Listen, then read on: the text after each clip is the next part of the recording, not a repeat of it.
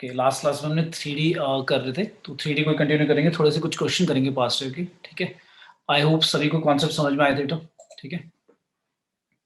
हमने कितनी क्वेश्चन करी थी लाइन की, कोई बताएगा? टोटल कितनी क्वेश्चंस पढ़ी हमने लाइन की? 2 पढ़ी। और प्लेन्स की कितनी पढ़ी हमने? 3।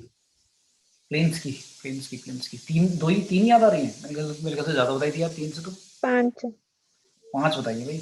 एक क्या बताई थी, अब रिकॉल करूँ। एक तो नॉर्मल फॉर्म बताई थी प्लेन की, ax + by + cz = capital D. और कैपिटल डी से स्मॉल डी कैसे निकालते थे?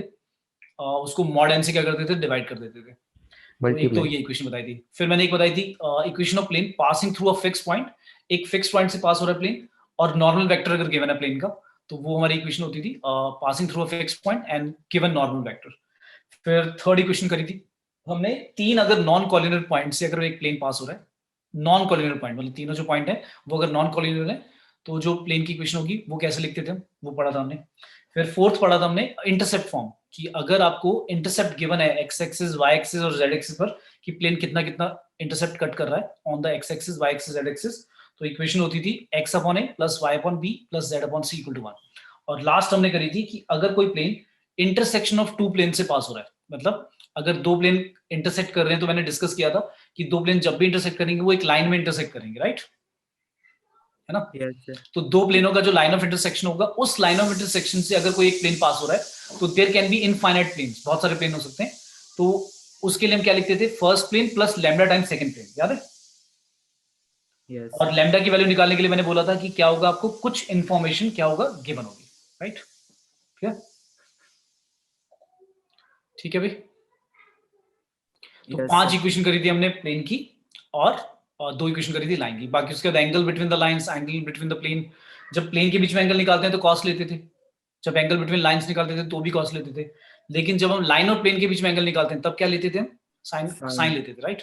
और मैंने रीजन भी बताया था, क्योंकि नॉर्मल और अगर लाइन के बीच में एंगल निकाल रहे हैं, तो वो लेट से अगर थीटा है, तो लाइन और प्लेन के बीच में जो एंगल होगा वो 90 - थीटा हो जाएगा। तो हम नॉर्मल वेक्टर को बी वाले वेक्टर के साथ डॉट करके क्या निकालते थे, हम एंगल निकालते थे, और कॉस की जगह साइन आ जाता था, ठीक है। फिर दो पैरेलल प्लेन के बीच में डिस्कस किया था, तो मैंने बोला था यार सारे ही जितने भी फॉर्मूले हैं, इनका एक कॉन्सेप्ट मैप होना चाहिए आपके माइंड में। अगर वो सारी बातें हैं माइंड में, तो क्वेश्चन आप रिलेट कर पाओगे, समझ पाओगे कि कैसे करना है, ठीक है। तो अगर आपको इक्वेशन याद नहीं है, कोई फॉर्मूला याद नहीं है, कोई कॉन्सेप्ट याद नहीं आ रहा है, तो क्वेश्चन कनेक्ट नहीं कर पाओगे, ठीक है भाई? Yes sir. एक क्वेश्चन दिया मैंने, द इमेज ऑफ लाइन, एक लाइन लेते हैं, x - 1 divide by 3, y - 3 divide by 1 and z - 4 divide by -5। ये एक लाइन है हमारी, और इसकी इमेज फाइंड करनी है, the image of line in the plane. और प्लेन दिया हुआ है हमें क्या, 2x - y + z + 3 = 0। हमें क्या करना है, इस लाइन की इमेज ढूंढनी है इस प्लेन में, इज द लाइन, और लाइन बतानी है, क्योंकि ऑब्वियसली बात है, प्लेन के अंदर अगर लाइन की इमेज ढूंढ रहे हैं, पॉइंट की ढूंढेंगे तो पॉइंट आएगा, लेकिन लाइन की अगर इमेज ढूंढ रहे हैं तो एक लाइन ही आएगी। तो वो लाइन कौन सी होगी ये बताना है हमें। तो पहला ऑप्शन है x - 3 बाय, चलो ऑप्शन छोड़ देते हैं, डिस्कस करते हैं, बताओ क्या करें। सबसे पहले मुझे ये तो पता है कि पॉइंट की अगर इमेज निकालनी है प्लेन में तो मैं निकाल सकता हूँ, लाइन की इमेज कैसे निकालूं, कैसे समझूं इस बात को? तो पहले तो मुझे ये चेक करना चाहिए कि भाई ये जो लाइन हम जिसकी इमेज निकाल रहे हैं प्लेन में, तो वो जो लाइन है वो प्लेन को मीट तो नहीं करेगी, कहीं इंटरसेक्ट तो नहीं करेगी, क्योंकि दो केसेस हो सकते हैं, लाइन या तो पैरेलल होगी या फिर इंटरसेक्टिंग होगी, राइट? या स्क्यू भी हो सकती है ना? ऐसा हो सकता है कि लाइन जो प्लेन को कभी मीट ही ना करे और पैरेलल भी नहीं हो, है ना? Yes sir. तो सबसे पहले मैंने देखा कि सबसे पहले मैंने क्या करा, लाइन जो है उसके डायरेक्शन रेशियो देखे कितने हैं भाई, 3 1 -5, ठीक है, ये बात क्लियर है? यस। तो 3 1 -5, और ये बी के डायरेक्शन रेशियो हो गया, और नॉर्मल के अगर बताओ जल्दी से कितने, नॉर्मल के कितने, 2 -1 और 1, ठीक है, ठीक है।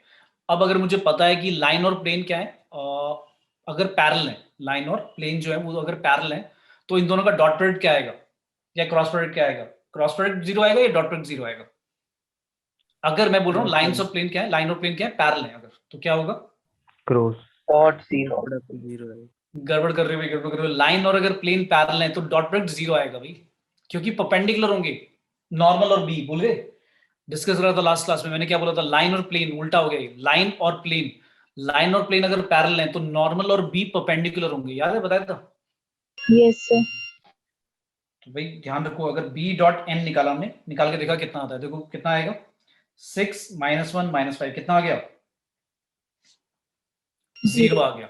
तो अगर बी डॉट एन 0 आ रहा है तो इसका मतलब ये तो क्लियर हो गया कि b is perpendicular to n, ठीक है।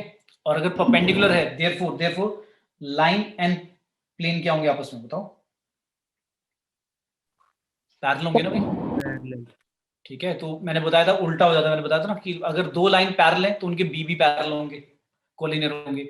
दो प्लेन पैरेलल हैं तो उनके नॉर्मल भी पैरेलल होंगे। दो प्लेन अगर परपेंडिकुलर हैं तो नॉर्मल भी परपेंडिकुलर होंगे। लेकिन लाइन प्लेन लेते हैं तो फिर उल्टा हो जाएगा, मतलब अगर लाइन और प्लेन पैरेलल है तो बी उसका जो लाइन होगा और जो नॉर्मल वेक्टर होगा वो परपेंडिकुलर होगा। और अगर लाइन और प्लेन परपेंडिकुलर है तो नॉर्मल और जो लाइन का वेक्टर है बी वाला पैरेलल वाला, वो फिर आपस में पैरेलल हो जाएंगे, ठीक है। यस यहां से ये डाउट क्लियर हो गया कि भाई लाइन और प्लेन के बीच में क्या रिलेशन है, ये समझ में आ गया। तो अगर ऐसा है कि भाई ये प्लेन है आपका और इस प्लेन के पैरेलल में कोई एक लाइन है, ऐसी लाइन ये इस तरह से लिखते हैं, दोनों डायरेक्शन होगी, ये हमारी लाइन है। तो अगर इस पैरेलल ये दोनों आपस में क्या है, पैरेलल, तो इस लाइन की इमेज जो होगी वो पैरेलल में यहीं पे होगी, इस तरह से, है ना, ये बात ठीक है। जितनी ऊपर होगी उतनी नीचे होगी। तो अब उसकी इमेज निकालनी है हमें, और वो लाइन होगी। अब उस लाइन की इक्वेशन लिखनी क्या होगी, तो कैसे निकालेंगे, क्या अप्रोच होगा हमारा, क्या करें, स्टार्ट कैसे करें, मतलब हम पॉइंट की इमेज तो निकाल लेते थे, अब क्या करें, इसको कैसे सॉल्व करें, तो क्या अप्रोच होना चाहिए हमें, ये बात क्लियर हो चुकी है। मतलब एक जो इंपॉर्टेंट इन्फॉर्मेशन थी ये समझ में आ चुका है कि लाइन प्लेन के साथ पैरेलल है, तो क्या करें। क्या लाइन पे मुझे फिक्स पॉइंट पता है कितना है, बता सकता है कोई, fix point on the line कितना है भाई, 1 3 4। 1 3 1 and 4। 3 और 4, वेरी गुड। ये मेरा ए पॉइंट मान लेता हूँ, तो मुझे समझ में आ गया, ये रहा 3 ए पॉइंट मान लेता हूँ, ये रहा ए पॉइंट। तो इसकी जो इमेज होगी भाई वो ए डैश होगी, राइट, ये बात भी ठीक है, यस सर। ठीक है। तो यानी कि मैं अगर इस ए पॉइंट की इमेज निकाल पाऊं तो वो मैं ए डैश निकाल सकता हूँ प्लेन में, जो हमने पहले भी करा हुआ है। कैसे करते थे, याद आ रहा है किसी को, पहले फुट ऑफ परपेंडिकुलर निकालते थे, राइट,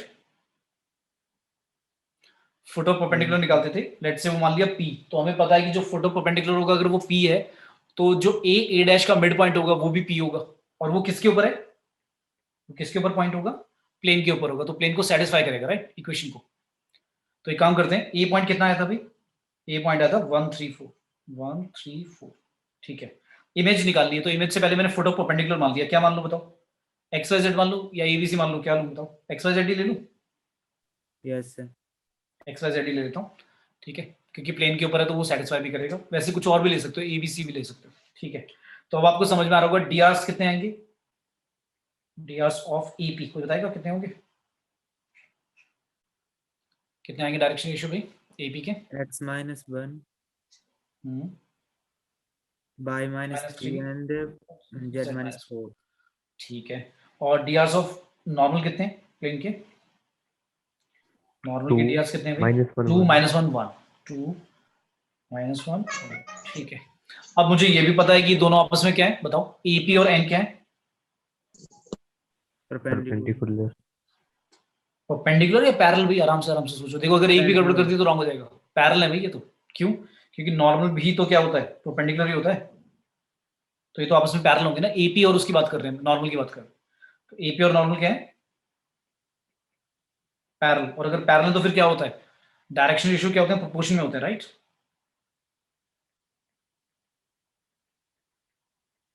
ये आ गया, इसको हम क्या मान लेते थे, के मान लिया लेट से, तो एक्स की वैल्यू क्या हो जाएगी 2k+1, वाई की वैल्यू आ जाएगी -k+3 और जेड की वैल्यू क्या आ जाएगी k+4। यहां तक समझ में आया। अब हमें के निकालना है, तो के निकालने के लिए हम क्या करेंगे, ये जो पॉइंट एक्स वाई जेड है बेसिकली किसके ऊपर लाई करता है, बेसिकली किसके ऊपर लाई करता है, प्लेन के ऊपर, राइट। तो प्लेन की इक्वेशन को सेटिस्फाई करेगा। तो प्लेन की इक्वेशन थी क्या, प्लेन की इक्वेशन थी हमारी 2x - y + z + 3, 2x की वैल्यू पुट कर रहा हूं मैं, -y और +z प्लस 3 इक्वल टू क्या था, 0 था। तो k कितना आ गया भाई, 4k plus 2 plus k minus 3 plus k plus 4 plus 3 कितना आ गया भाई, 3 से 3 काट दो तो 6k प्लस 6 इक्वल टू 0। तो k की वैल्यू कितनी आ गई, -1 आ गया। तो k अगर -1 है तो एक्स वाई जेड ये पॉइंट निकल गया ना जो प्लेन के ऊपर था, फुट ऑफ परपेंडिकुलर। तो foot of perpendicular on the plane, p point कितना आ गया, पी पॉइंट आ गया हमारा -1 पुट करोगे तो क्या आएगा, एक्स की जगह k की जगह -2 plus 1 -1 minus minus plus 1 plus 3 कितना हो गया 4 और -1 प्लस 4 हो जाएगा 3। तो ये हमारा फुट ऑफ परपेंडिकुलर आ गया। अब हमें ये पता है कि जो फुट ऑफ परपेंडिकुलर है ये एक तरह से मिड पॉइंट है, किसका, mid point of a dash is equal to ये पी पॉइंट ही है। और मिड पॉइंट हमने पी को कहा है और जो पी निकल चुका है, ए डैश को क्या मान लो, मैं कुछ भी पॉइंट मान लो, ए बी सी मान लो। तो कैसे निकलेगा, a प्लस 1/2 करना पड़ेगा, b प्लस 3/2 करना पड़ेगा और c प्लस 4/2 करना पड़ेगा और equal to x Y z, यानी ये जो p पॉइंट आया तो कितना आएगा, a प्लस 1/2 b प्लस कितना है, b प्लस 3/2 और c प्लस 4/2 इक्वल टू क्या रख दोगे, -1 4 और 3। तो a की वैल्यू कितनी आएगी, -2 -1 -3। b की वैल्यू कितनी आएगी 8 -3 5 और c की वैल्यू आएगी 6 -4 2। ठीक है भाई, इक्वेट कर देंगे ना ये सारे पॉइंट्स, ठीक है। Yes sir. तो ये हमारी क्या आ गई, इमेज आ गई, इमेज ऑफ ए कितना होगा, ए डैश जो पॉइंट आया वो ये आ गया -3 5 और 2। अच्छा अगर पॉइंट आ गया तो अब हमें तो लाइन की इक्वेशन बतानी है ना, जो लाइन जो होगी इमेज, उसकी इमेज क्या होगी। तो अगर फिक्स पॉइंट आ गया लाइन का, और दूसरी बात क्या पता होनी चाहिए बताओ, अगर आपको इक्वेशन निकालनी है लाइन की तो आपको एक बात, अगर पॉइंट पता लग गया जो उस पे होगा फिक्स पॉइंट, तो एक और चीज क्या पता होनी चाहिए, पैरेलल वेक्टर। पैरेलल वेक्टर पता होना चाहिए। तो क्या पैरेलल वेक्टर पता है मुझे, बताओ, क्या हमें पैरेलल वेक्टर पता है, जो इमेज बनेगी ये जो एक, वो पता है हमें, कैसे पता है, क्योंकि जो यार बी जो था वो पहली वाली जो लाइन थी जो ए पॉइंट से पास हो रही थी उसके पैरेलल वाला वेक्टर था। तो अगर अभी भी जो इमेज बन रही है जो ए डैश से पास हो रही है लाइन, वो भी तो पैरेलल ही अभी भी है, नहीं तो अगर अभी भी पैरेलल है तो फिर उसका भी बी जो होगा वो सेम ही होगा, पैरेलल वाला वेक्टर, क्लियर है। Yes sir.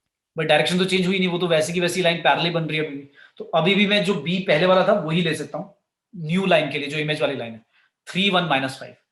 तो 3 1 -5 ही ले सकते हैं अभी भी, 3 1 -5।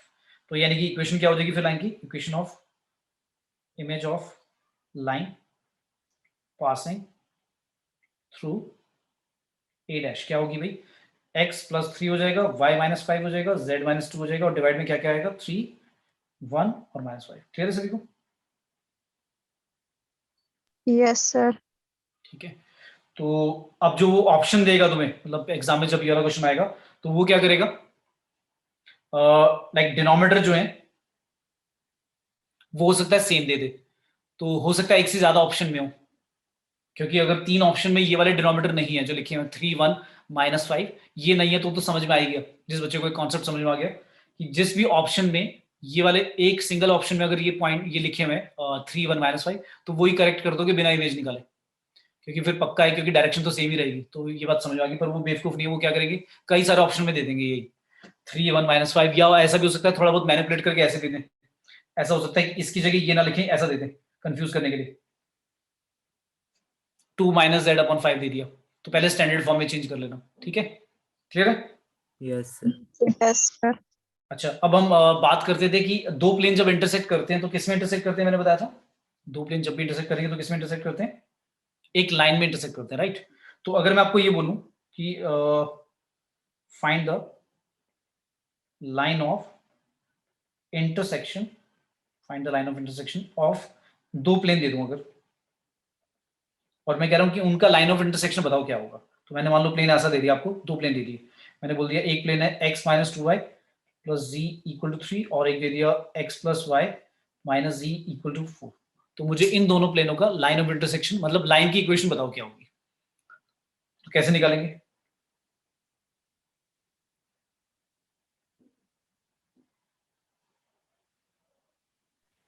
तो क्या करें भाई, इन दोनों प्लेनों का इंटरसेक्शन जो होगा वो एक लाइन होगा, वो लाइन की इक्वेशन ही निकालनी है हमें, क्या होगी, तो कैसे निकालें, क्या करें? सर लैम्डा टाइम जो पैटर्न प्लेन करते हैं। कैसे कैसे कैसे दोबारा बताओ, क्या करें? तो जो P2 है वो उसको लैम्डा टाइम।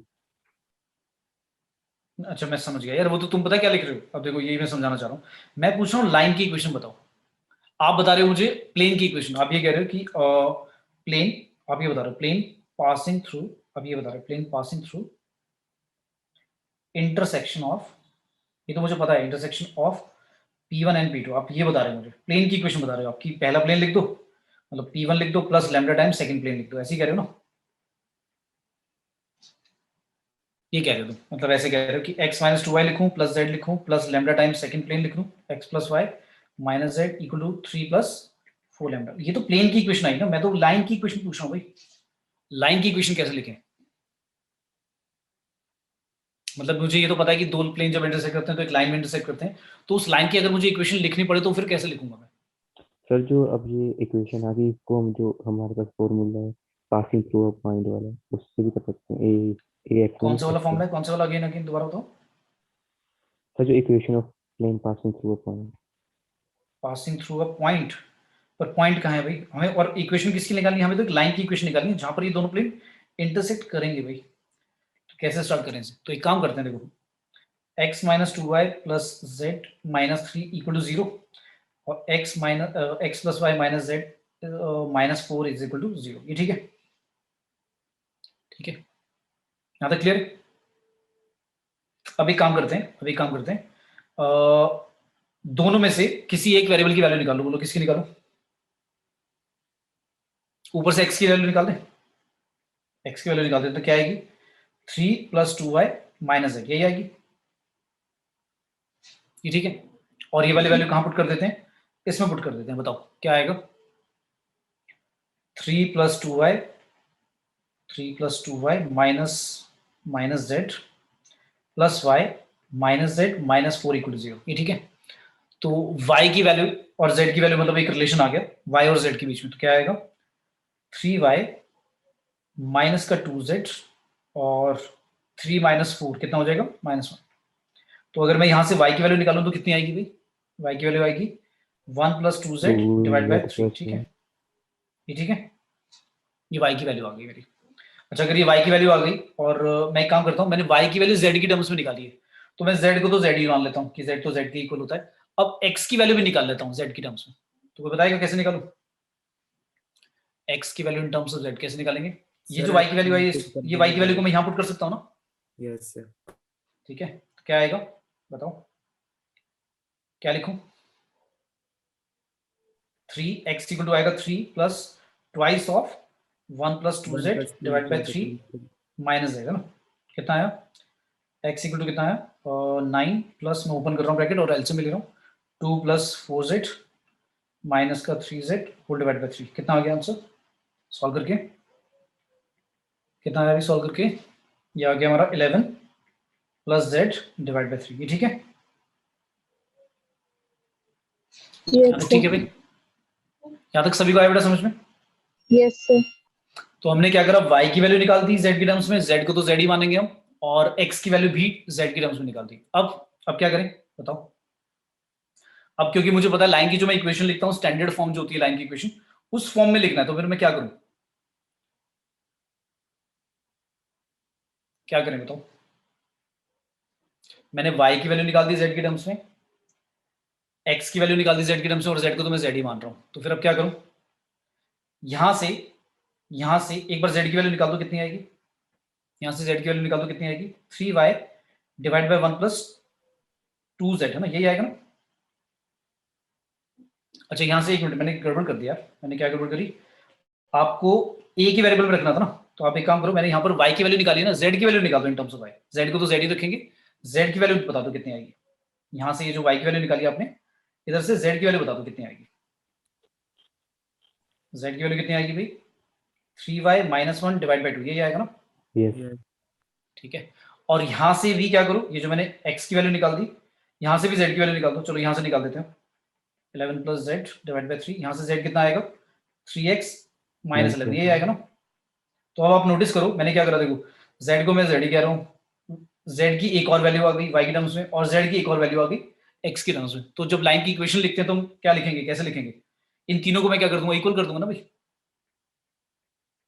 है कि नहीं, क्योंकि सारे ही तो z के इक्वल है। बात समझ में आ रही है। Yes, sir. Yes, sir.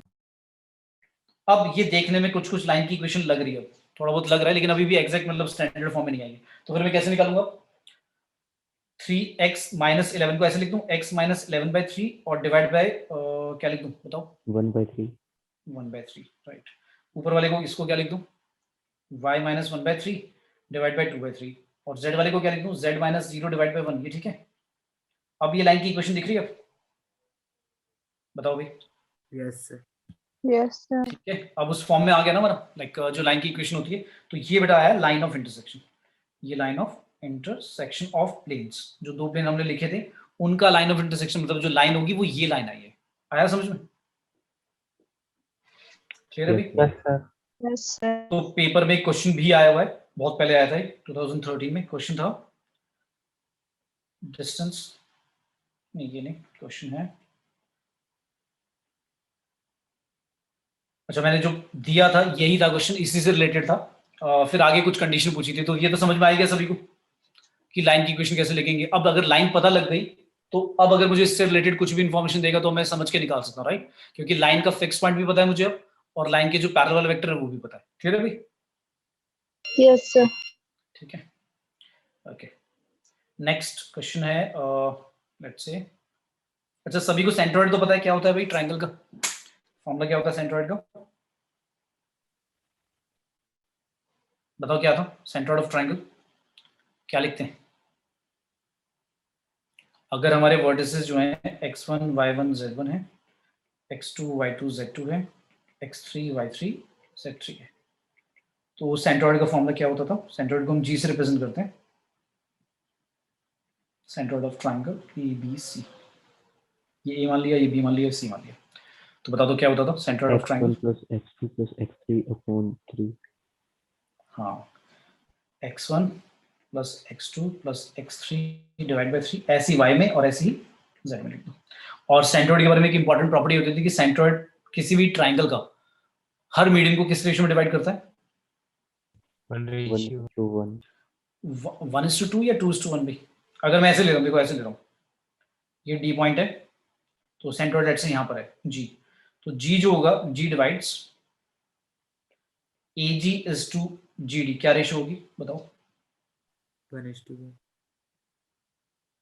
1:2 या 2:1 होगी, ये होगी बेटा 2:1, ठीक है, क्लियर है। Yes, sir. Yes, sir. हमेशा 2:1 रेशियो में डिवाइड करेगा, क्लियर है, ऊपर से लेना है 2:1, क्लियर है, ठीक है भाई। Yes, sir. ओके, तो एक क्वेश्चन सेंट्रोइड वाला, चलो एक डिफरेंट देता हूँ पहले। क्वेश्चन है, अच्छा वेक्टर इक्वेशन से कार्टेशियन लिखना, कार्टेशियन से वेक्टर लिखना लिख पाओगे। Yes, sir. अगर मैं आपको Yes. कार्टेशियन इक्वेशन दे रहा हूँ, अब मैं कार्टेशियन इक्वेशन दे रहा हूँ, किसकी, लाइन की दे रहा हूँ, लाइन की कार्टेशियन इक्वेशन दे रहा हूँ, लेट्स से मैंने लिखा 2x minus 3 divide by -5 equals to 1 minus 7y divide by 4 is equal to 2 minus z divide by 3, इसकी मुझे वेक्टर इक्वेशन लिख के लिखो, वेक्टर इक्वेशन ऑफ लाइन क्या होगी।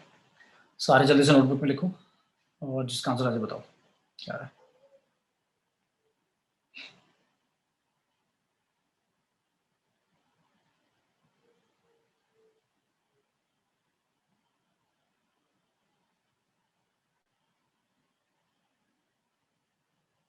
पहले इसको स्टैंडर्ड फॉर्म में चेंज करो, उसके बाद फिर वेक्टर इक्वेशन बताना।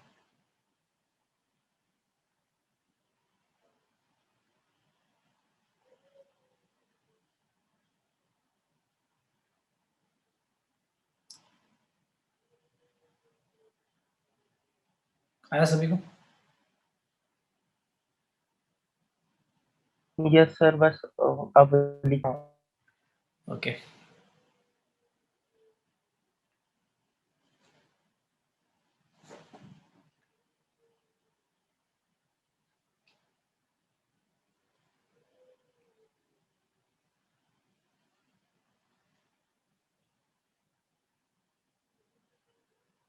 बताओ भी क्या है, जिसका भी आ गया बताओ।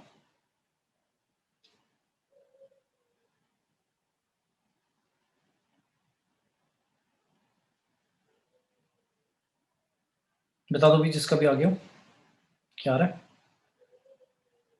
Sir sir -3/2i -1/7j -2k plus lambda times -5/2i -4/7j lambda times एक मिनट भाई, इसको पहले स्टैंडर्ड फॉर्म में चेंज करते हैं। कैसे लिखेंगे? अच्छा आपने आर इक्वल टू बोल रहे थे ना, आर इक्वल टू, ठीक है, आर इक्वल टू क्या आ रहा है आपका? हाँ बोलो बोलो। -3/2i ठीक है, -1/7j 1/7j -2k -2k plus plus lambda times -5/2i -5/2i, -4/7j ठीक है और -3k। ठीक है, चेक कर लेते हैं। देखो पहले इस इक्वेशन को जो लिखी हुई है इसको आप स्टैंडर्ड फॉर्म में चेंज करोगे तो क्या आएगा?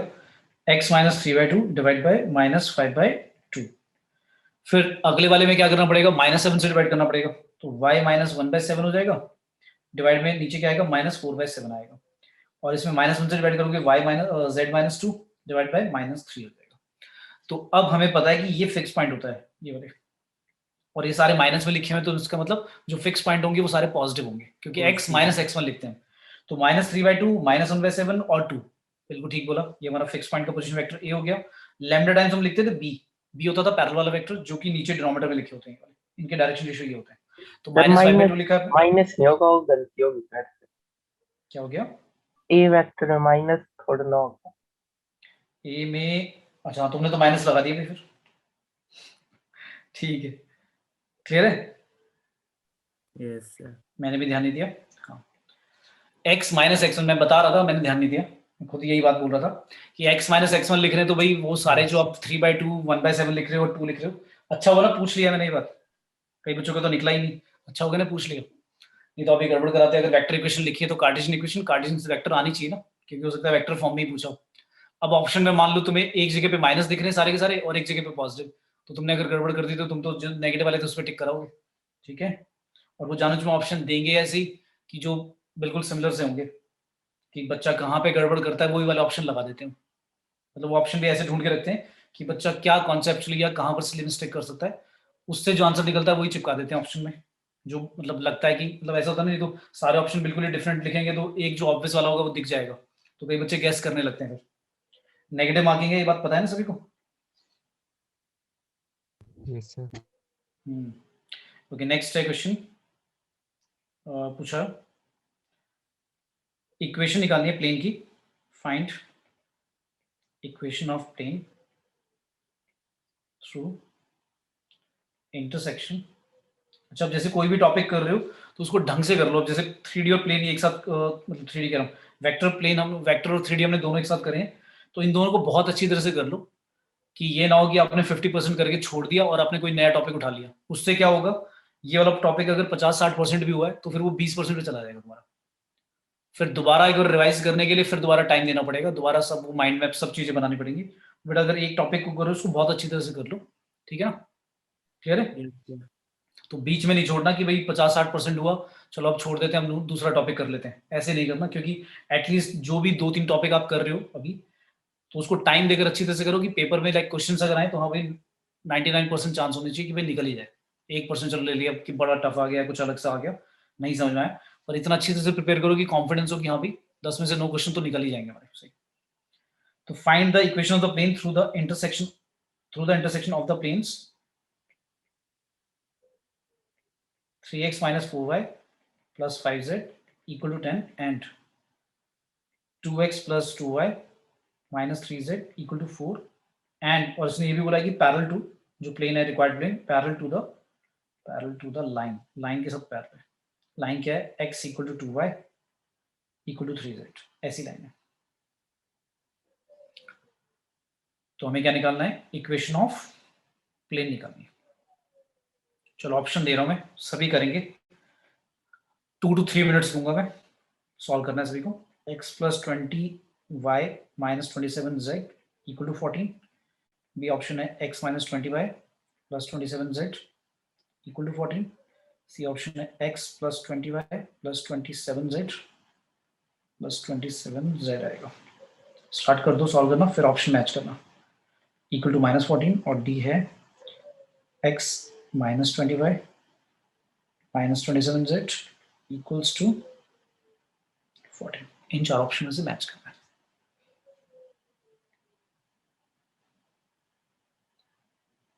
जो भी अभी तक समझा है कनेक्ट करो, कौन सी इक्वेशन लगेगी प्लेन की, और फिर लाइन को कैसे यूज करेंगे। अगर लाइन की इंफॉर्मेशन गिवन है कि line is parallel to the plane, तो इस बात को कैसे यूज करें और प्लेन की इक्वेशन निकालें।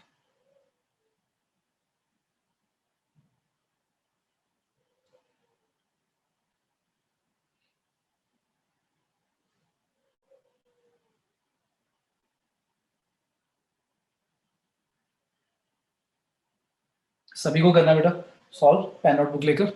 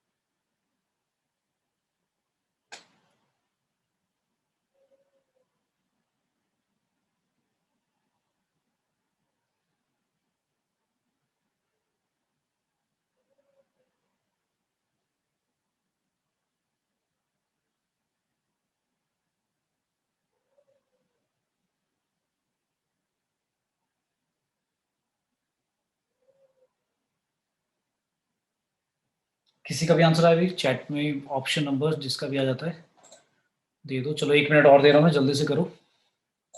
एंड जिनका भी आंसर आता है चैट बॉक्स में ABCD बताओ।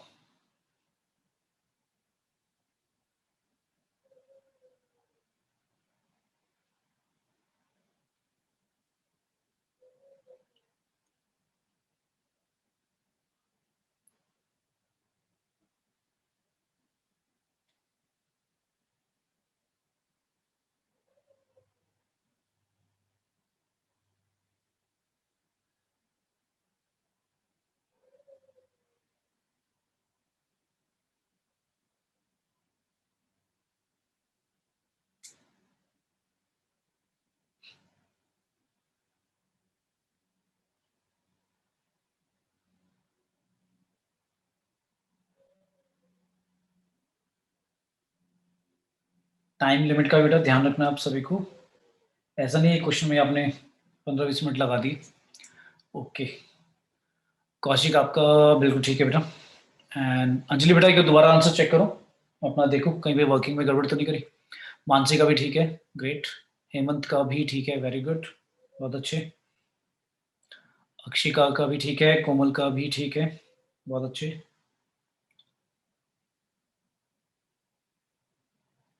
जल्दी जल्दी सभी के आंसर आने चाहिए।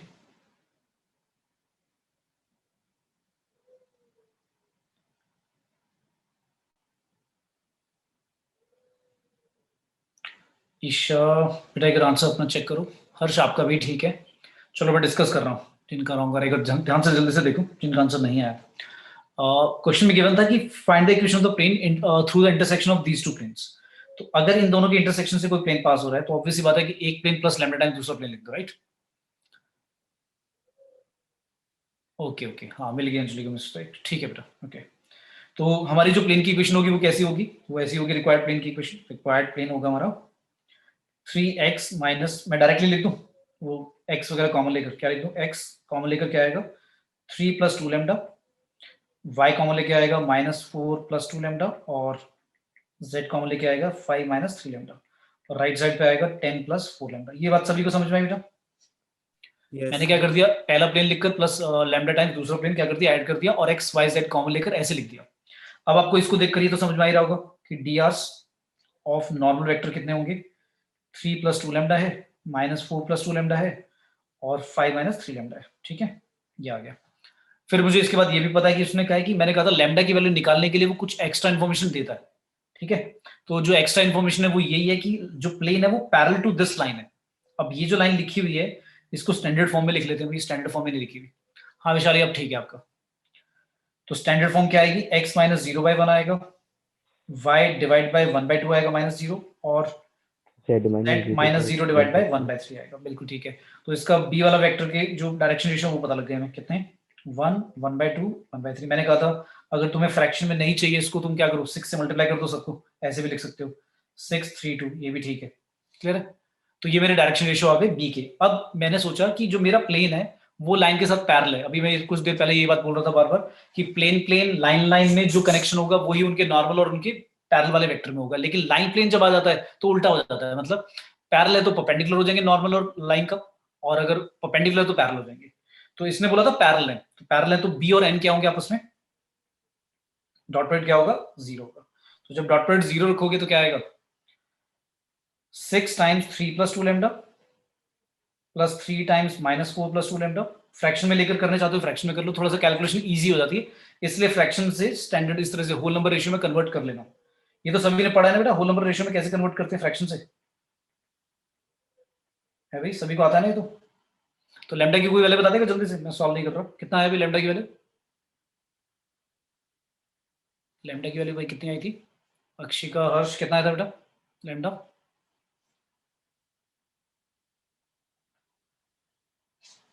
कोई बता दो भाई लैम्डा की वैल्यू कितनी आई थी, मेरे को सॉल्व करना पड़ेगा क्या, कोई भी नहीं बोल रहे,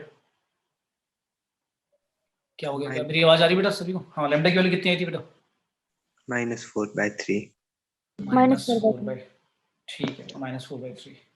तो लैम्डा की वैल्यू -4/3 कहाँ पुट करनी है भाई, यहाँ पे पुट कर दो, खत्म, ये लो, ठीक है। तो हमारी प्लेन की इक्वेशन आ जाएगी, और ऑप्शन नंबर आ रहा है जो करेक्ट आ रहा है that is option number B बेटा, ठीक है।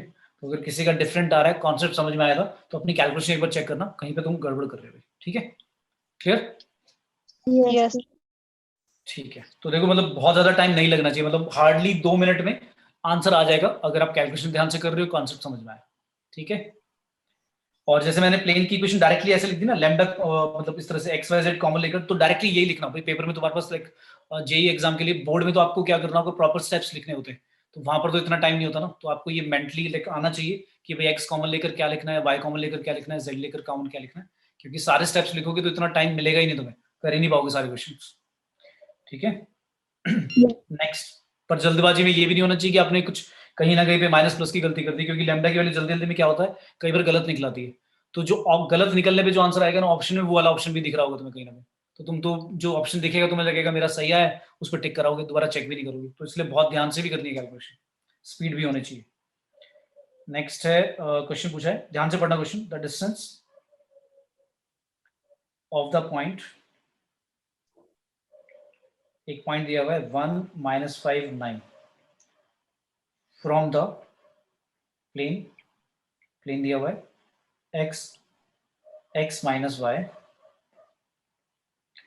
प्लस z इक्वल टू 5, फिर बोला मेजर, ध्यान से पढ़ना ये बात, measured along the line x equal to y equal to z, इस बताना क्या होगा। आई थिंक हमने कल करा था, याद है सभी को, ऐसा ही कुछ क्वेश्चन यही करा था कि अगर हमें इस पॉइंट से प्लेन तक का डिस्टेंस निकालना है अलोंग द लाइन, ऐसे बोला है अलोंग द लाइन, सर ये नहीं किया था वैसे, इस नहीं किया टाइप था से क्या, अच्छा अच्छा ठीक है। हाँ मुझे लगा पता नहीं कुछ ऐसा कराया था, या कराया था कुछ, क्या कल ऐसा नहीं कराया नो था, सर, नो अच्छा नहीं कराया था। अच्छा किसी पॉइंट का प्लेन से परपेंडिकुलर डिस्टेंस का तो फॉर्मूला है मेरे पास, याद है, सर। कोई अगर कोई बच्चा क्या डिस्टेंस, करेगा, कोई बच्चा, हाँ कोई बच्चा क्या करेगा जल्दी से पढ़ के इसको ऐसे कर देगा, वाला फॉर्मूला लगा देगा, क्या था, ax1 by1 cz1 minus D, फिर मैंने कहा था मॉड में रखना और ऐसे कर देना √a² + b² + c², ये क्या होता है, परपेंडिकुलर डिस्टेंस होता है किसी पॉइंट का। तो इसने जो अब वो ऐसे नहीं बोला भाई, ये वाली बात इसने देखो यहाँ से ध्यान से पढ़ो, ये क्या बोला इसने, मेजर्ड अलोंग द लाइन, ये ऐसे बोल दिया इसने। तो अब इसका सेंस बनाना है कि ये क्या कह रहा है, अगर ये बात समझ में आती है तो क्वेश्चन हो जाएगा।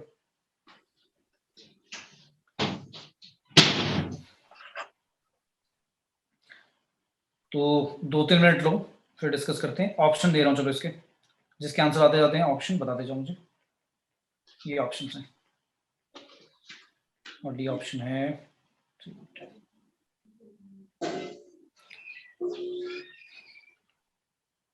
Find the distance of the point. थोड़ा सा फिगर बनाओ, मतलब ये जो 3D के क्वेश्चन है ना, ज्यादातर ऐसे क्वेश्चन होते हैं जिनमें फिगर बना लिया जाए तो बहुत अच्छी तरह से समझ में आ जाता है कि हाँ भाई क्या हो रहा है। अगर हम पढ़ते ही रहे तो फिर वो समझ में नहीं आता, कनेक्ट नहीं कर पाते कि कैसे करना है। तो थोड़ा सा फिगर बना लिया करो इसका, रफ फिगर एक समझने के लिए।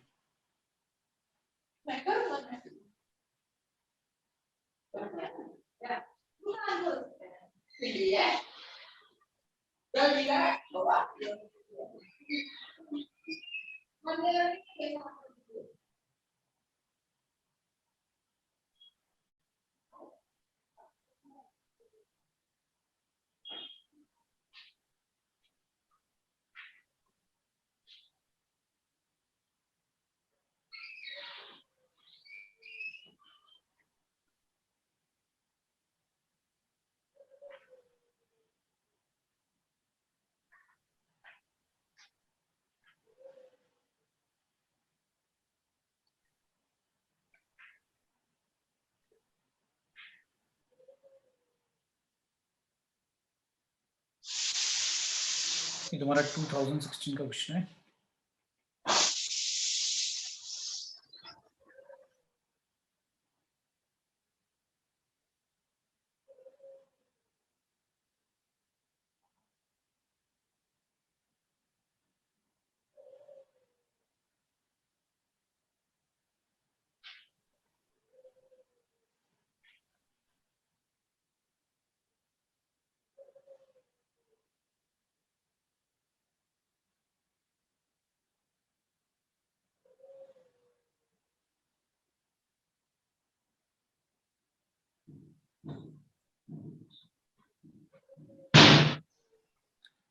लास्ट मिनट पे जल्दी से आंसर आना चाहिए।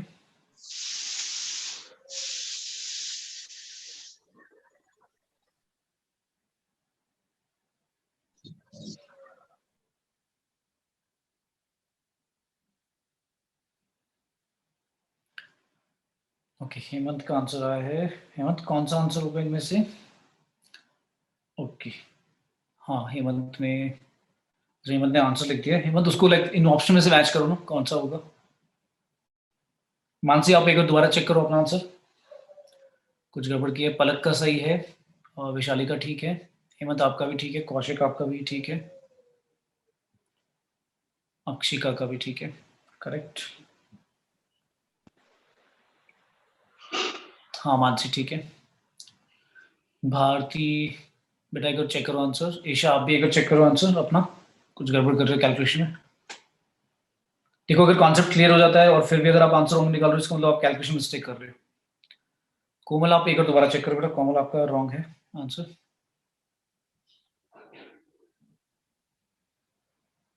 चलो देखो मैं बता रहा हूँ, इसने बोला था distance of a point from the plane. ये प्लेन मान लेते हैं, देखो मैं फिगर बना देता हूँ इसे थोड़ा सा समझाने के लिए। ये प्लेन है और ये एक पॉइंट था, क्या पॉइंट है ये पॉइंट था 1, -5 और 9। इस पॉइंट से इस प्लेन तक का परपेंडिकुलर डिस्टेंस निकाला। हाँ भारती अब ठीक है, इस पॉइंट का इस प्लेन से परपेंडिकुलर डिस्टेंस नहीं बोला इसने, क्या है। हाँ कोमल अब आपका अभी अब आपका ठीक है बेटा। हाँ अंजलि आपका भी ठीक है, बट वाई आर कंफ्यूज भाई? मे बी का मतलब क्या है? मे बी का तो मतलब है कि गेस कर रहे हो तुम।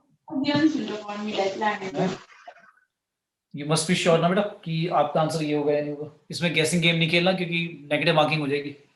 तो ये कह रहा है इस पॉइंट से इस प्लेन तक का डिस्टेंस, वो वाला डिस्टेंस निकालो जो एक लाइन की ये लाइन है मेरी, लाइन के अलोंग मतलब पैरेलल जाना है, मतलब ये वाली मेरी लाइन है जिसकी इक्वेशन मुझे दी हुई है। क्या दी हुई है? इसकी इक्वेशन दी हुई है x = y = z, ये दी हुई है। इसकी पैरेलल चलना है, मतलब इस पॉइंट से मुझे इस लाइन के पैरेलल मतलब अलोंग मतलब उसकी डायरेक्शन में चलना है और डायरेक्शन में जाकर प्लेन तक का डिस्टेंस निकालना है। तो बेसिकली ऑब्वियसली बात है कि ये वाला पॉइंट निकालना है। बेसिकली ये वाला पॉइंट निकल जाएगा तो फिर मैं डिस्टेंस फॉर्मूला लगा दूंगा। ये बात क्लियर होगी? यस। अब ये वाला पॉइंट निकालने के लिए मुझे क्या करना पड़ेगा? पहले मुझे इस लाइन की इक्वेशन निकालनी पड़ेगी जो ए पॉइंट से पास होगी। तो ए पॉइंट से अगर पास हो रही है लाइन की इक्वेशन, तो मुझे ये तो पता लग गया कि पॉइंट क्या है, फिक्स पॉइंट तो पता लग गया। क्या मुझे पैरेलल वाला वेक्टर भी पता है? हाँ पता है। क्यों? क्योंकि इस लाइन के अलोंग बना रहे हैं, मतलब इस लाइन के पैरेलल बना रहे हैं। तो इस लाइन के अगर पैरेलल है तो उसके डायरेक्शन रेशियो मेरे भी डायरेक्शन रेशियो वही होंगे। तो इस लाइन के डायरेक्शन रेशियो को बताएगा कितने?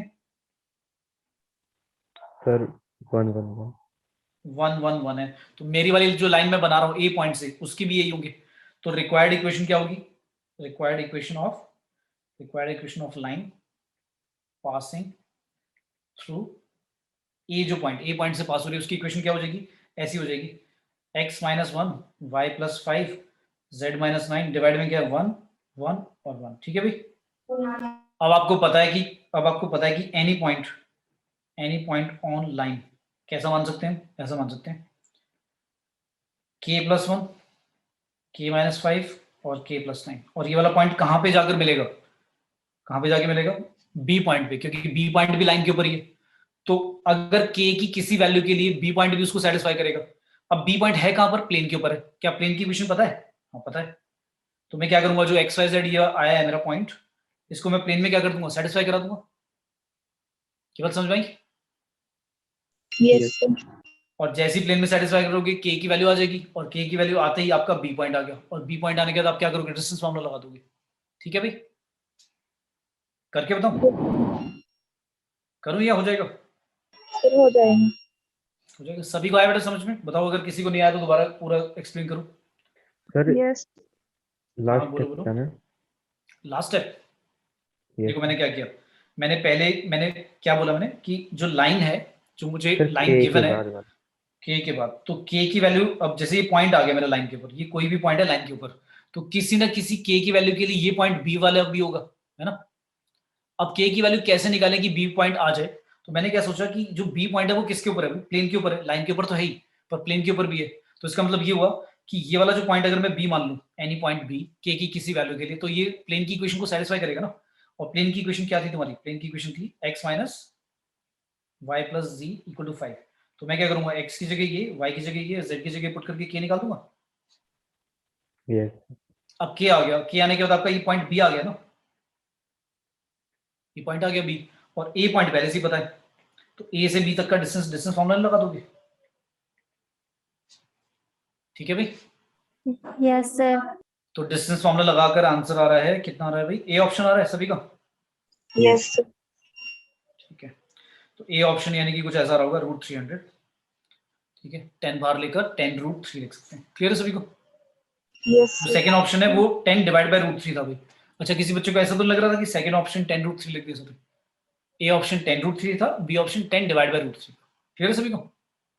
Yes, sir. बोलो भाई, किसी को डाउट इसमें? क्लियर है सभी को? Yes, sir. ठीक है, तो जब इस तरह से बोलेंगे मेजर्ड अलोंग, तो मतलब इसका मतलब हो गया कि पैरेलल नीचे, मतलब उस लाइन के पैरेलल चलना है। और अगर नॉर्मली अगर बोलते हैं कि किसी पॉइंट का प्लेन से डिस्टेंस निकालो, तो अगर वो बोलता ही नहीं है कि भाई क्या है, तो डायरेक्टली समझ जाना फिर तो कि भाई फिर तो परपेंडिकुलर ही होगा, अगर नहीं बोला तो। ठीक है,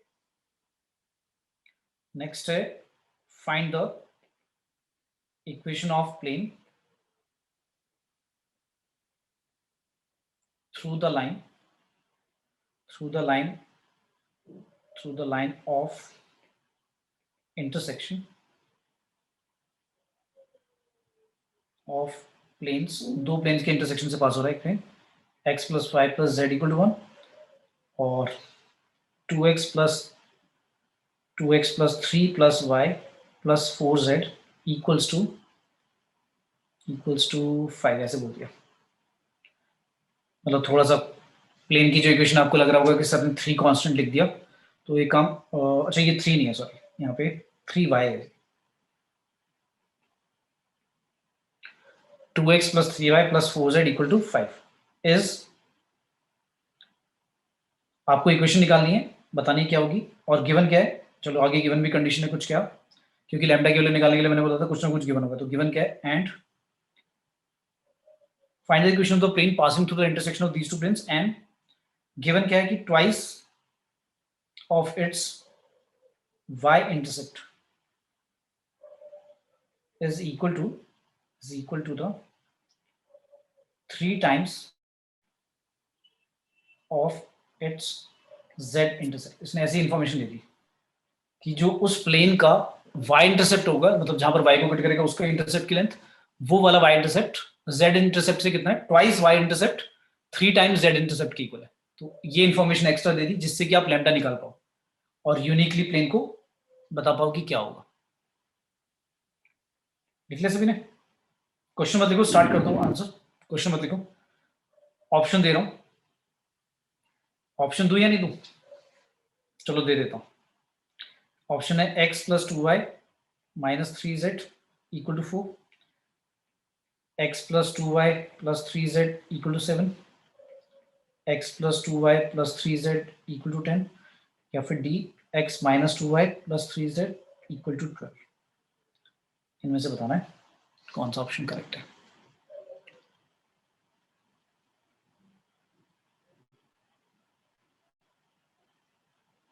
Twice the y-intercept is equal to 3 times the z-intercept। ये इंफॉर्मेशन गिवन थे।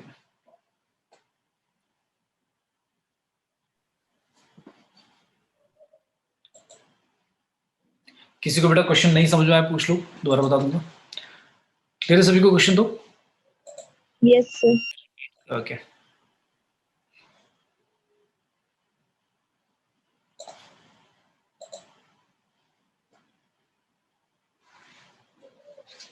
अगेन टाइम लिमिट में 2 मिनट में आना चाहिए सभी को।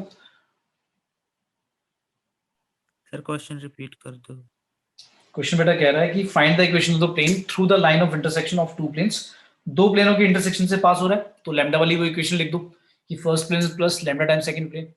अब लैम्डा की वैल्यू निकालने के लिए उसने ये बात बोली है कि वो जो प्लेन है उसका ट्वाइस, मैंने ट्वाइस ट्वाइस 2 बार लिख दिया, ट्वाइस ट्वाइस, तो twice of its y intercept. वो कह रहा है उस प्लेन का जो y इंटरसेप्ट होगा उसका ट्वाइस इक्वल टू है 3 times of its z intercept.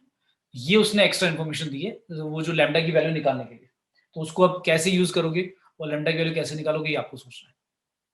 Clear है क्वेश्चन वैसे तो? Yes sir. चलो फिर जल्दी से आंसर आना चाहिए सभी का। सर ऑप्शंस दिखाना। ऑप्शन है बेटा ये,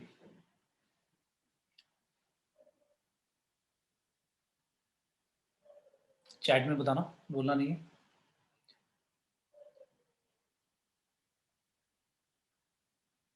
हाँ बोलो बेटा। सॉरी सर, गलती से हो गया। अच्छा अच्छा, मुझे लगा कुछ डाउट है। ओके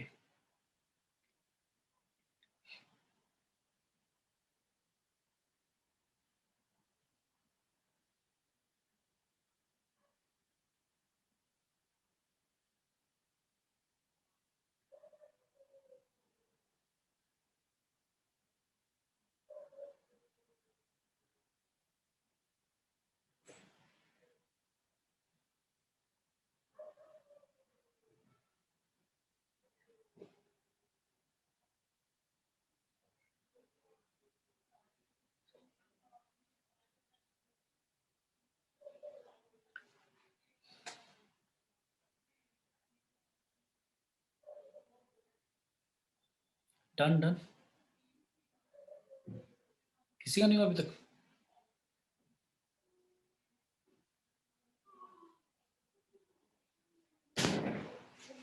यार एक तो लाइन ऑफ इंटरसेक्शन से बोला है तो प्लेन की वाली इक्वेशन लिखनी है, समझ में आ गया, लैम्डा टाइम्स वाली। दूसरा इंटरसेप्ट के बारे में बात कर रहे हैं तो आपको वाली इक्वेशन भी याद होनी चाहिए कि जब प्लेन की इक्वेशन हम लिखते थे उसमें इंटरसेप्ट फॉर्म में कैसे लिखते थे। ओके, एक बच्चे का आंसर आया है, एक बच्चे का आंसर आया, आर्यन का आया आंसर। बट आर्यन बेटा कुछ गड़बड़ है, अभी भी आंसर ठीक नहीं है आपका। कैलकुलेशन चेक करो, फिर कहीं ना कहीं कुछ गड़बड़ कर दिया तुमने कैलकुलेशन में। सर मेरे आंसर में बस थोड़ा सा साइन का फर्क आ रहा है। अच्छा मतलब बिल्कुल इनमें से 4 ऑप्शन में से कोई मैच नहीं कर रहा, ये कह रहे हो आप? No sir. अच्छा लेकिन यार इनमें से ही, अच्छा अच्छा अच्छा अच्छा, हाँ मिल गई, मैंने ही गड़बड़ कर रखी है। ठीक है, ये जो पहला वाला ऑप्शन था इसको प्लस कर देना। यस अब कौन सा है? सर। चलो बताइए तो कौन सा ऑप्शन है, पहला आ रहा है क्या? Yes sir. यस ठीक है सर। ठीक है ठीक है, मैंने ऑप्शन अपने आप बना रहा था तो उसमें एक मैंने साइन गड़बड़ कर दिया। हाँ ठीक है, पहले वाला ऑप्शन करेक्ट होगा। एंड आर्यन बेटा आपका 10 आ रहा है या आप करेक्ट हो गया? बोलो भाई, हो गया, ठीक आ गया? और किसी इसका वही जल्दी से बताओ जिनके ऑप्शन आगे, ये ऑप्शन लिख के भेजो जिनके आगे रियली।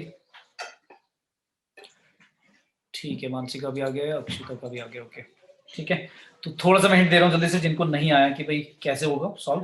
तो सबसे पहले इसने बोला है कि लाइन ऑफ इंटरसेक्शन दिया हुआ है कि इस दोनों प्लेनों की लाइन ऑफ इंटरसेक्शन से एक प्लेन पास हो रहा है। तो क्या करोगे आप, लैम्डा टाइम्स वाली इक्वेशन लिखो। क्या लिखोगे, x कॉमन लेकर लिखोगे 1 + 2 लैम्डा, y कॉमन लेकर लिखोगे 1 + 3 लैम्डा, z कॉमन लेकर लिखोगे 1 + 4 लैम्डा, और इक्वल टू में क्या लिख दूं 1 + 5 लैम्डा। यहाँ तक समझ, सभी को आया समझ में? Yes, sir. अब अगर आप इंटरसेप्ट के बारे में बात कर रहे हो तो इसको इंटरसेप्ट फॉर्म में भी चेंज करना पड़ेगा। And you know the intercept form, किसी भी प्लेन की इंटरसेप्ट फॉर्म होती थी x/a, y/b, z/c = 1, ये होती थी। तो राइट साइड पे आपको दिख रहा होगा कि अगर 1 है तो 1 बनाने के लिए मुझे क्या करना पड़ेगा भाई, इस इक्वेशन को इस फॉर्म में लाने के लिए, क्योंकि इंटरसेप्ट कंपेयर करने हैं तो आपको डिवाइड करना पड़ेगा सभी को किससे, 1 + 5 लैम्डा से ना, यही करना पड़ेगा 1 + 5 लैम्डा, और इसको भी 1 + 5 लैम्डा से। तो मैंने सबको 1 + 5 लैम्डा से डिवाइड कर दिया, तो राइट साइड भी 1 आ जाएगा। अब अगर मैं कहूं कि मुझे y इंटरसेप्ट और z इंटरसेप्ट चाहिए तो कोई बताएगा y इंटरसेप्ट कितना है इसका, y 1 इंटरसेप्ट कितना है? + 5 लैम्डा अपॉन 1 + 3 लैम्डा। हाँ, अब इसमें मिस्टेक क्या हो सकती है, देखो वो क्या करेंगे, जो ऑप्शन देंगे ना एक और, वो एक ऐसा ऑप्शन देंगे जिसमें जिस बच्चे ने y इंटरसेप्ट ले लिया 1 + 3 लैम्डा अपॉन 1 + 5 लैम्डा, मतलब उसको लगेगा कि y के साथ जो लिखा हुआ है वो इंटरसेप्ट है, उल्टा है बल्कि, है ना। तो वो वाला ऑप्शन भी गिवन होगा पेपर में, तो जल्दी से आप देखोगे और आपको दिखेगा आपका ऑप्शन और आप टिक कराओगे। तो ये वाली चीजें गड़बड़ नहीं करनी, इसलिए बोलता हूँ बहुत ध्यान से भी करना और स्पीड भी होनी चाहिए। तो ये आपका y इंटरसेप्ट है, और z इंटरसेप्ट कितना है भाई, z इंटरसेप्ट है 1 + 5 लैम्डा अपॉन में 1 + 4 लैम्डा। और फिर क्या बोला था उसने कि y इंटरसेप्ट का ट्वाइस किसके इक्वल है, 3 टाइम्स z इंटरसेप्ट के, राइट। Yes. तो यहां से सॉल्व करके भाई लैम्डा कोई बताएगा कितना आ रहा था, -1. -1। -1 आ रहा था, और -1 कहाँ रख दोगे, ये वाली इक्वेशन रख दोगे, कहाँ की भाई, ये भी। तो इसमें -1 रखते ही आपका आंसर आ जाएगा। क्लियर है? Yes, sir. ठीक है भाई, आया सभी को समझ में? Yes, sir. Okay Yes, sir. ठीक है, तो बेटा लाइक मैंने वेक्टर और 3D ये दोनों अच्छी तरह से कराए हैं, अपने इनकी प्रैक्टिस अच्छी तरह से करो, काफी स्कोरिंग है। एक्सपेक्ट कर सकते हो कि कम से कम 3D में से 2 क्वेश्चन एटलीस्ट आप एक्सपेक्ट कर सकते हो, ज्यादातर आए हैं ये, मतलब अगर एवरेज देखें 3 भी आ सकते हैं, अगर मतलब आप लकी हो तो 3 भी क्वेश्चन आ सकते हैं। तो अच्छा, काफी इंपॉर्टेंट टॉपिक है। एंड जिस बच्चे का वेक्टर क्लियर है तो 3D में कुछ न्यू नहीं है, मतलब अगर मैं बात करूं कि 3D में कुछ हमने क्या नया पढ़ा है, तो 3D में हमने इक्वेशन ऑफ लाइन और प्लेन पढ़ी है, बाकी जो कॉन्सेप्ट है वही वेक्टर वाले यूज हो रहे हैं, पैरेलल परपेंडिकुलर वाला लॉजिक चलता है बार बार। तो अगर किसी बच्चे के फॉर्मूले अच्छी तरह से क्लियर है, 3D के इक्वेशन सारी याद है, तो आप कनेक्ट कर पाओगे सारा। ठीक है, क्लियर है? Yes. तो ये कुछ ऐसा है जैसे आप 11th क्लास में स्ट्रेट लाइन पढ़ते थे, उसमें आपको इक्वेशन सारी लाइन की पता है, सारे कॉन्सेप्ट क्लियर है, स्लोप वगैरह ग्रेडियंट वाला कॉन्सेप्ट पता है, तो आप क्वेश्चन को पढ़ के कभी कभी एक मेथड से कभी दूसरे मेथड से भी सॉल्व हो जाता था। तो यहाँ पर भी ऐसा है कि कोई एक फिक्स तरीका नहीं है कि एक ही तरह से होगा, कई क्वेश्चन ऐसे होंगे जो 2-3 तरीके से हो जाएंगे। वो आपको प्रैक्टिस इतनी करनी है कि पेपर में कौन सा तरीके से करना है ताकि तुम्हारा टाइम बच जाए। और जैसे मैंने बताया लैम्डा वाला अप्रोच कि भाई आप लैम्डा प्लस करके लिखोगे नहीं, डायरेक्टली कॉमन लेके लिख दो। कुछ स्टेप्स आने चाहिए आपको कि भाई डायरेक्टली जंप कैसे करना है without doing any silly mistake. ठीक है Yes, sir. सभी को? Yes, sir. ओके, तो नेक्स्ट क्लास में अच्छा अभी हमारे कौन से टॉपिक रहेंगे? साइड हाँ बेटा, इससे पहले मैंने जितने भी टॉपिक बताए कराए बेटा, उसमें किसी टॉपिक में ऐसा है कि जो अभी भी लाइक अच्छी तरह से प्रिपेयर नहीं हुआ है?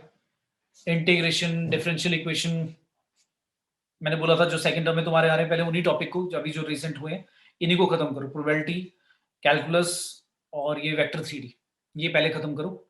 ठीक है, ताकि तुम्हारा बोर्ड वाला भी टेंशन खत्म हो जाए कि भाई ये वाला टॉपिक हमारे बाद में प्रिपेयर करने की जरूरत नहीं हो, पहले ही इन्हीं को खत्म कर लो। ठीक है, क्लियर है? Yes, sir. तो कुछ क्वेश्चन जो अभी मैंने टॉपिक बोले आपके जो सेकंड टर्म में आ रहे हैं, उन्हीं के नेक्स्ट क्लास में क्या करेंगे, प्रीवियस ईयर क्वेश्चंस करेंगे, ताकि आपको थोड़ा सा लाइक अब समझ में आएगी स्ट्रेटेजी कैसे, लाइक सॉल्विंग क्या होना चाहिए आपको, प्रॉब्लम सॉल्विंग लाइक तरीका क्या होना चाहिए, क्वेश्चन को अप्रोच कैसे करना है। ऐसा ना हो कि हम क्वेश्चन को करते ही रह जाए, आता तो हमें लेकिन हम इतनी लेंथी अप्रोच लगाए हम कि भाई क्वेश्चन हम करते ही रह गए, है ना। Yes. तो नेक्स्ट क्लास में हम कुछ प्रीवियस ईयर क्वेश्चन करेंगे। तो अपने बेटा ये वाले चैप्टर अपने प्रिपेयर करके रखो, एटलीस्ट सभी को कॉन्सेप्ट क्लियर होने चाहिए, फॉर्मूले लाइक जितने भी लॉजिक जो भी मैंने बताया वो सारे आने चाहिए, ताकि आप क्वेश्चन को कनेक्ट कर पाओ कि मैं बता क्या रहा हूँ। क्योंकि जब मैं क्वेश्चन प्रीवियस ईयर वाले डिस्कस करूंगा या क्वेश्चन कराऊंगा क्लास में, तभी समझ पाओगे आप, जब आपको कॉन्सेप्ट क्लियर होगी तभी लिंक कर पाओगे, नहीं तो वो सॉल्यूशन देखकर कुछ समझ में नहीं आएगा। ठीक है बेटा, Yes. चलो थैंक यू ऑल बेटा, bye bye. Thank you sir. Thank you sir. Fine.